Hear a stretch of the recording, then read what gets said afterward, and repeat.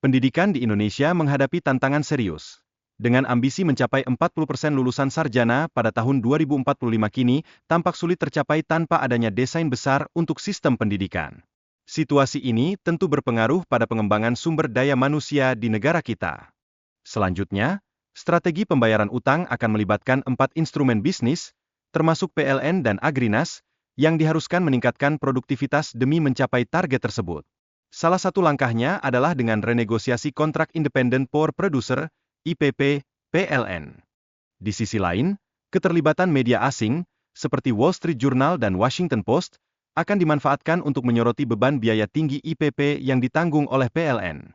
Harapannya, ini dapat memberikan tekanan yang diperlukan kepada pihak-pihak yang terlibat. PLN sendiri menghadapi masalah keuangan yang serius, dengan utang yang mencapai lebih dari 500 triliun rupiah, namun tetap membayar biaya IPP yang tidak terpakai. Hal ini mencerminkan adanya praktik korupsi yang merugikan keuangan negara. Di sisi lain, Pergamena memiliki utang yang mencapai 300 triliun rupiah, sehingga memerlukan manajemen yang lebih baik untuk meningkatkan pendapatannya. Ini menjadi aspek krusial agar Pergamena tidak terperangkap dalam utang yang semakin menumpuk. Kemudian, industri kelapa sawit di Indonesia perlu bersatu untuk menentukan harga pasar global dan meningkatkan pengawasan terhadap hasil pertanian. Langkah ini penting untuk memastikan posisi Indonesia tetap sebagai raja dalam produksi kelapa sawit. Namun, sektor swasta kini menguasai 60% lahan nasional, dengan kekuasaan terpusat pada hanya 100 keluarga. Kondisi ini menjadi tantangan bagi pemerintah dalam mengatur dan mengawasi penggunaan lahan secara efektif.